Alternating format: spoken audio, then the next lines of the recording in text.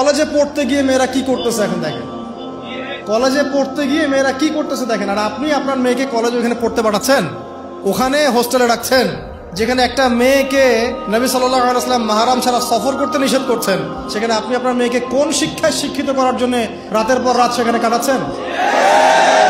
তারা নিজেরাই বলছে যে মেয়েদেরকে ফোর্সফুলি যৌন কাজে বাধ্য করা হচ্ছে।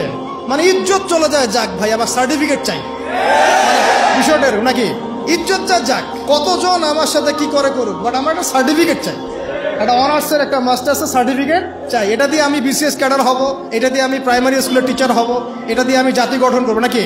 পরে এরাই তো আপনার ঘরে বউ হিসেবে আসবে, মানে আপনার কি অবস্থা হবে চিন্তা করেন এখন। তা আমরা আসলে ভাই কোথায় আছি এখন? আল্লাহ পাক আমাদেরকে বোধোদয় দান করুক, দোয়া করি। তবে একটা হাদিস না বললে আমি এখান থেকে সরতে পারতেছি না। এই কথাই নবী সাল্লাল্লাহু আলাইহি ওয়াসাল্লাম বলেছেন, হুবাহু এই কথাই, একদম এইটাই, যে ফিতনা ধেয়ে আসছে, লা ইলাহা ইল্লাল্লাহ, ফিতনা ধেয়ে আসছে।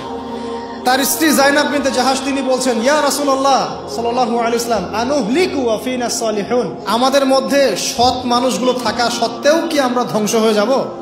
সুন্দর প্রশ্ন না? নবীজি বলছেন, নাম, তোমরা ধ্বংস হয়ে যাবে। ইযা কাসুরাতিল খাবাস, যখন এরকম নগ্নতা, বেহায়াপনা, অশ্লীলতা ছড়িয়ে পড়বে, তখন সৎ অসৎ, আলেম জালেম সব ধ্বংস হবে। আল্লাহ পাকের গজব সময়ের ব্যাপার মাত্র। আল্লাহ পাক শুধু আসমানি বালাই দেন না, জমিনি বালাও দিতে পারেন। আল্লাহ পাক মুসলিমে ফাসাদ লাগিয়ে দিতে পারেন। আল্লাহ পাক বহিঃশত্রুকে আপনার উপর চাপিয়ে দিতে পারেন। আল্লাহ পাক দুর্ভিক্ষ দিতে পারেন। আল্লাহ পাক মহামারী দিতে পারেন। আল্লাহ পাক কুন বললে ফায়াকুন হতে পারে। সে আল্লাহকে ভুলে গিয়ে এইসব প্রগতিশীলতার নামে যখন নগ্নতার চর্চা হচ্ছে, অশ্লীলতার চর্চা হচ্ছে, আর আমরা এগুলো সব মুখ বুঝে সহ্য করছি, মাদক, জেনা, ব্যভিচার সব চলছে চোখের সামনে, আমরা কিচ্ছু বলার নাই, সুদ ঘুষ সব চলছে। এটা সময়ের ব্যাপার যে আল্লাহ পাকের গজব কখন আসবে। আর যখন আসবে, আলেম জালেম কাউরে ছাড়বে না ইনশাআল্লাহ, আমারে আপনারে কাউরে ছাড়বে না ইনশাআল্লাহ, দেখে নিয়ে।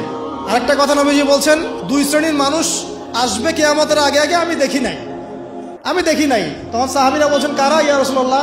একজন বলছেন, এক শ্রেণী হচ্ছে এমন এক শ্রেণীর পুরুষ। কারা এরা? পুরুষ, যাদের হাতে লম্বা লম্বা লাঠি থাকবে, লাঠি, এই লাঠি দিয়ে তারা মানুষকে পিটাবে। কি আপনারা বুঝতে পারেন না কারা? আপনি নিজেও তার মধ্যে আছেন, আপনার ভাইও তার মধ্যে আছে। আপনি এবং আপনার ভাই দুজনেই এই কাজ করছেন, ভাইয়ে ভাই মারামারি করছেন, সবার হাতেই লাঠি আছে না? আছে। অথচ উভয় মুসলিম, আর একজন মুসলিম যখন আরেকজন মুসলিমের এগেনস্টে যুদ্ধ করতে যায় বা এরকম মারামারি করতে যায় না, যে মরবে আর যে মারবে উভয়ই অপরাধী, উভয় অপরাধী। হাদিস রিয়াদুস সালেহিন বইয়ের মধ্যেও আছে, দেখে নিন।